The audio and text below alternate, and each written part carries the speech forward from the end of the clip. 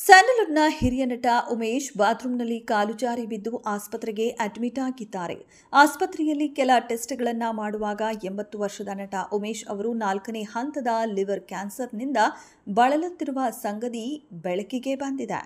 ವೈದ್ಯರು ಹೆಚ್ಚಿನ ಪರೀಕ್ಷೆಗಳನ್ನು ನಡೆಸಿದ್ದಾರೆ. ಆ ಬಳಿಕ ಕೀಮೋಥೆರಪಿ ಮತ್ತು ಇಮ್ಯುನೋಥೆರಪಿ ಮೂಲಕ ಚೇತರಿಸಿಕೊಳ್ಳುವ ಸಾಧ್ಯತೆ ಇದೆ ಎಂದು ಹೇಳಿದ್ದಾರೆ.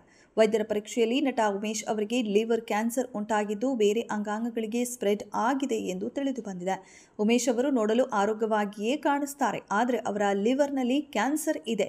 ಇದನ್ನ ಖಚಿತಪಡಿಸಿಕೊಳ್ಳಲು ಕೆಲವು ಟೆಸ್ಟ್ ಅನ್ನ ಮಾಡಿದ್ದೇವೆ. ಲಿವರ್ ಒಳಗೆ ಗಡ್ಡೆ ಇರುವುದನ್ನು ತೆಗೆದು ಪರೀಕ್ಷೆಗೆ ಕಳುಹಿಸಬೇಕಿದೆ ಎಂದು ಸದ್ಯ ವೈದ್ಯರು ಹೇಳಿದ್ದಾರೆ. ಲಿವರ್ನಲ್ಲಿ ಘನಗಾತ್ರದ ಹಾನಿ ಉಂಟುಮಾಡುವ ಗಡ್ಡೆ ಇತ್ತು. ಪರಮಗುಬ್ಬಿ ಶಶಿಕಲಾ ಹಾಗೆ ಅವರ ಮಗಳು ವಿಜಯಲಕ್ಷ್ಮಿ ಅವರ ಜೊತೆ ಚರ್ಚೆ ಮಾಡಿದ್ವಿ ಎಂದು ವೈದ್ಯರು ಸದ್ಯ ತಿಳಿಸಿದ್ದಾರೆ. ಶಾಂತಾ ಮಲ್ಟಿ ಸ್ಪೆಷಾಲಿಟಿ ಆಸ್ಪತ್ರೆಯಲ್ಲಿ ಉಮೇಶ್ ಅವರಿಗೆ ಚಿಕಿತ್ಸೆ ನೀಡಲಾಗುತ್ತಿದೆ. ಉಮೇಶ್ ಅವರು ಕ್ಲಿನಿಕಲ್ಲಿ ನೋಡಿದಾಗ ಚೆನ್ನಾಗಿದ್ದಾರೆ ಅಂತ ಅನ್ಸುತ್ತೆ.